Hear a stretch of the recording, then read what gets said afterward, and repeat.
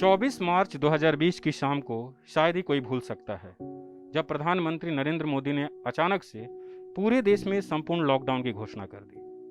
उसके बाद जो कुछ भी हुआ वो इतिहास का हिस्सा है। आज रात 12 बजे से संपूर्ण देश में संपूर्ण लॉकडाउन होने जा रहा है। हिंदुस्तान को बचाने के लिए, हिंदुस्तान के हर नागरिक को बचाने के लिए, आपको बचाने के लिए, आपके परिवार को बचाने के लिए आज रात 12 बजे से घरों से बाहर निकलने पर पूरी तरह पाबंदी लगाई जा रही है। भारत ने आजादी के बाद सबसे बड़ा पलायन देखा। जो भी जिस स्थिति में था अपने घरों के लिए निकल गया, कोई पैदल, कोई बाइक से, कोई ऑटो से, तो जिसको भी जो भी यात्रा के साधन मिले अपने घरों के लिए गया। न्यूज लॉन्ड्री ने उन दिनों एक रिपोर्ट की थी। बिहार के कटिहार जिले के रहने वाले कुछ नौजवान दिल्ली में ऑटो रिक्शा चलाते थे या दूसरे काम करते थे। वे लोग कटिहार के लिए, जो दिल्ली से लगभग 1400 किलोमीटर दूर है, अपने ऑटो से निकल गए। दोबारा हम आज 1 साल बाद उन लोगों के पास हैं। ये लोग दिल्ली लौट चुके हैं जिस शहर से ये लोग अपने घर के लिए भागे थे। हमारे साथ साउद है। आपका नाम साउद है। आप दिल्ली से कब निकले और किस तरह निकले थे? जब फर्स्ट लॉकडाउन लगा था तो हम लोग सोचे कि चलो ख़त्म हो जाएगा 10 दिन में। तो उसके बाद फिर दोबारा लगा तो हम लोग 5-6 लड़के मिले और ऑटो लेके चला गए गाँव। रास्ते में जाने में बहुत तकलीफ हुआ, खाने को नहीं मिला कहीं कहीं, ऐसे भूखे प्यासे गए। 2 दिन 2 रात लगा वहाँ पहुँचने में। हम लोग 4 लड़के थे, एक ऑटो था, बस उसी में चल गए हम लोग चारों। 4 कौन कौन थे जो हमारे सामने दिख रहे हैं? ये चारों लोग थे और भी अलग अलग लोग थे? नहीं, बिल्कुल यही लोग हैं। मेरा नाम है साउद अंसारी, ये तनवीर अंसारी है, ये गफ्फार, ये सद्दाम अंसारी। ये तो पहले 14 अप्रैल तक लॉकडाउन था, तो हम लोग 15 अप्रैल को 2 बजे करीब यहाँ से निकल गए। तो यहाँ से जाने में हम लोग को बदरपुर से होते हुए गए। तो वहाँ रोका, कहाँ जा रहे हो? तो हम लोग बताया ऐसे ऐसे मजबूरी है सर, खाने को पैसे नहीं है, क्या करेंगे, मर जाएंगे यहीं। तो वो लोग बोला कि चला जाओ। ऐसे जाते रहे, तो फिर चलते रहे, कहीं नहीं रोका।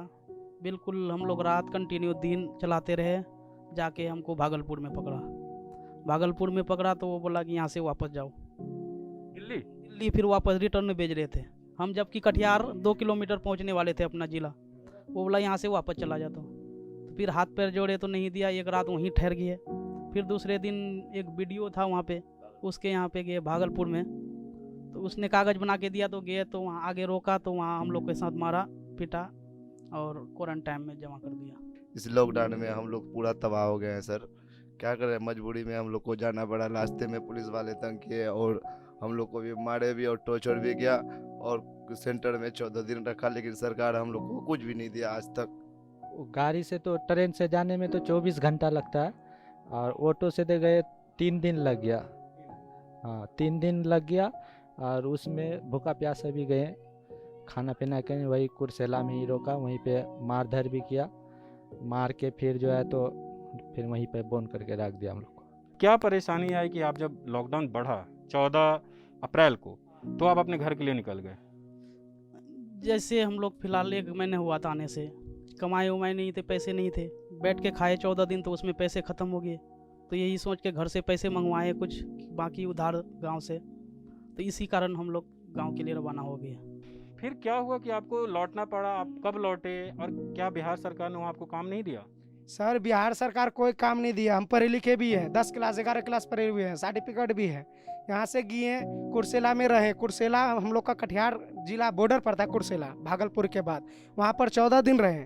बहुत स्थिति खराब हुआ, झगड़ा लड़ा हुआ। हम लोग को वहीं से भगा रहा था, घुमा रहा था, मारपीट हुआ, पुलिस मारा। बिहार सरकार बोला था कि मतलब 5000 करके देंगे हर सेंटर में जो बंदे रहे हैं। तो सर हम ब्लॉग में पता किया, तो ब्लॉग में वीडियो साहब बोला कि सर ऐसा कोई बात नहीं है, कुछ नहीं मिलेगा।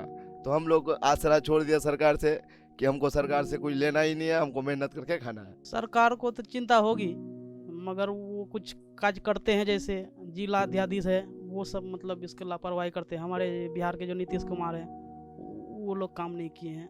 सरकार तो बोल रहा था कि मैं सारा चीज़ दे रहा हूँ खाने पीने का, मगर हम लोग को कुछ मिला नहीं। सरकार कह रही थी लेकिन मिल नहीं रहा था। बिल्कुल नहीं।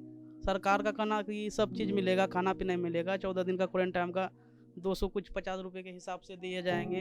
हम लोग को 15 दिन रखे, उसमें भी कुछ नहीं दिए। ऐसे गांव चला गया हम लोग। बिहार में जब तक लगभग 5 महीना रहे हैं, कर्जा इतना हो गया है कि पूछो मत, हद से ज्यादा हो गया तब दिल्ली आए। इतना कर्जा हुआ है सर, कर्जा वाला तंग करेगा, खाने के लिए तरस ने, जन भी नहीं है वहाँ, कौन सा काम करेगा सर। बिहार सरकार अनाज तो दे रही थी ना। अनाज दे रहा था, मेरा फैमिली है, मम्मी पापा भाई बहन बीबी बच्चा, इतना परिवार में उतना अनाज में होगा सर? पहले ये बताइए, नहीं होगा। काम वाम मिला कुछ मनरेगा के तहत? कुछ काम नहीं मिला, कोई काम नहीं, को बहुत तलाश किए, कोई ऐसा काम ही नहीं चल रहा है, क्या चलेगा? यही कारण है सर, अभी भूखा कमा रहे से तब दिल्ली आए हैं। अभी दिल्ली में कमा रहे तो कमाई भी नहीं है, दिल्ली में पूरा बुरी तरह से हालत खराब है कि पंखा तक ला नहीं पाते हैं। तो लॉकडाउन से पहले आप कितना कमा लेते थे? जो मतलब अगले साल, अब 1 साल पूरे हो गए, मार्च से पहले कितना कमा लेते थे और अब कितना कमा पा रहे हैं? लॉकडाउन से पहले 2000 कमा लेते थे, अभी 500 नहीं होता था। दिन भर के? दिन भर का सर, दिन भर रात भर में 2000 कमाते थे, अभी 500 नहीं होता। आप बता, कार किराया दूं कि मैं अपना कहूँ कि पंखा ले कि घर भेजें? जैसे कि आप बातचीत सुन रहे हैं, ये लोग फिर वापस दिल्ली शहर आ चुके हैं। एक बार मैं इनका कमरा दिखाना चाहता हूँ जो लाजपत नगर के बिल्कुल बगल में है। आप एक बार कमरे को देखिए, यहाँ पे तमाम लोग रहते हैं। कमरे की स्थिति देख लीजिए, यहाँ पे पंखा भी नहीं है। सर पंखा क्यों नहीं है? मतलब मैं अगर जानना चाहूँ, गर्मी हो रही है, आप भी देख रहे हैं। सर पैसे भी रहेगा तब ना पंखा लेंगे।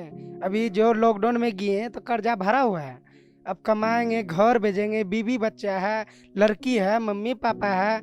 अभी धान लगाए, धान का भी कर्जा करके धान लगाया हूँ, वो सब पैसा चुकता नहीं होगा। यदि नहीं लगाएंगे तो खाएंगे क्या? कैसे हम पंखा लेंगे? ऐसे झेलना पड़ेगा सर। सद्दाम आपका नाम है, आप दिन भर ऑटो चलाते हैं और शाम को आते हैं तो आप बिना पंखे के रहते हैं? गर्मी आ गई है। हाँ सर, मजबूर में रहने पड़ता है। दिन भर हम ऑटो चला करके आते हैं, शाम में आते हैं कि पंखा में बिना इसलिए रहते हैं कि कमाई भी डाउन है पूरा। आप लॉकडाउन के समय को जो 21 दिन आप यहाँ झेले थे और उसके बाद 48 घंटे में घर गए और फिर वहाँ 14 दिन झेला, आप उन सब चीज़ों को याद करते हैं तो नींद आती है? नहीं सर, बहुत अफसोस होती है, रातों को नींद नहीं आता है, रोते हैं अकेले में, यही सब। और क्या करेंगे, परिवार से भी लाचार हैं, घर में मतलब अकेले हैं हम, कमाने वाने वाले, घर को भी देखना पड़ता है, इसीलिए फिर किसी तरह तकलीफ उकली करके काम करते हैं, दिन कटाते हैं। कितना कर्ज घर पे? कैसे आप 4-5 महीने घर पे रहे, घर जाने के बाद जो आप अप्रैल में गए थे वापस लौट गए, घर पे कैसे जीवन गुजरा? खाने पीने का इंतजाम कैसे होता था? दूसरे के यहाँ मजदूरी करते थे, मक्के काटते थे खेत में जाके, उसी से परिवार चला। और जहाँ 200 रुपये रेट था मजदूरी का, वहाँ 100 रुपये देते थे। लॉकडाउन में तो अब मजदूर बहुत थे गांव में, इसी कारण हम लोग 100 रुपये में भी काम करके दिन कटाए हैं। सद्दाम से ये जानना चाहेंगे कि सद्दाम हमें बताइए कि अब फिर से कोरोना बढ़ रहा है, डर लग रहा है कि फिर से ऐसा लॉकडाउन ना लग जाए? सर लॉकडाउन लगेगा तो मर जाएंगे, कोरोना बढ़ रहा है वो अच्छा है, कोरोना से मर जाएंगे, मगर लॉकडाउन होने के बाद मर जाएंगे, गारंटी फिक्स है। हम मरेंगे 10 परिवार भी मर जाएगा, हम ही कमाने वाला है।